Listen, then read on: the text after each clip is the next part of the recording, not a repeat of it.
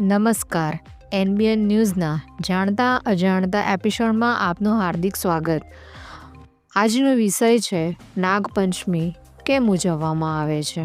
મહાકાવ્યમાં કુરુવંશના રાજા પરીક્ષિતનો પુત્ર જન્મેજય સર્પ રાજા તક્ષક દ્વારા થયેલા સર્પદંશથી તેના પિતાના મૃત્યુનો બદલો લેવા સર્પ સત્ર તરીકે ઓળખાતો સર્પ યજ્ઞ કરી રહ્યો હતો.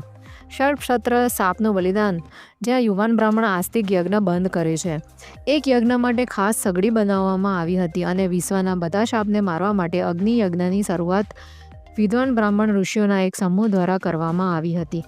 જન્મેજયની હાજરીમાં કરવામાં આવેલું યજ્ઞ એટલું શક્તિશાળી હતું કે તેના કારણે બધા સાપ યજ્ઞ કુંડમાં પડી ગયા. જ્યારે પૂજારીઓને ખબર પડી કે ફક્ત તક્ષક જ છે જેણે પરીક્ષિતના પિતાને કરડીને મારી નાખ્યો હતો અને તેમના રક્ષણ માટે ઇન્દ્રના પાતાળ લોકમાં ભાગી ગયો હતો, ત્યારે ઋષિઓએ તક્ષક અને ઇન્દ્રને પણ યજ્ઞ અગ્નિમાં ખેંચી જવા માટે મંત્રનો પાઠ કરવાનો વેગ વધાર્યો.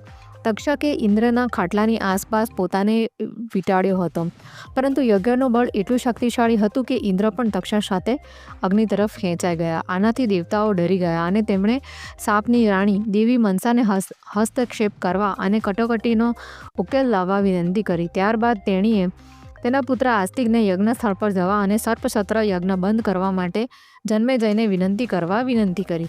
આસ્તિકાએ બધા શાસ્ત્રોના જ્ઞાનથી જન્મેજયને પ્રભાવિત કર્યા, જેમણે તેમને વરદાન મેળવવાનું મંજૂર કર્યું.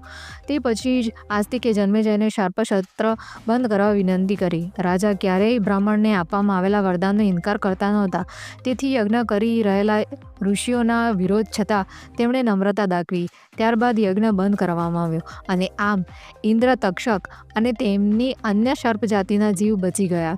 હિન્દુ કેલેન્ડર મુજબ આ દિવસ નદીવર્દીની પંચમી, ચોમાસા દરમિયાન શ્રાવણ મહિનાના તેજસ્વી પખવાડિયાનો 5મો દિવસ હતો અને ત્યારથી આ દિવસ નાગનો ઉત્સવનો દિવસ છે, કારણ કે આ દિવસે તેમના જીવ બચી ગયા હતા. ઇન્દ્ર પણ મનસા દેવી પાસે ગયા અને તેમની પૂજા કરી.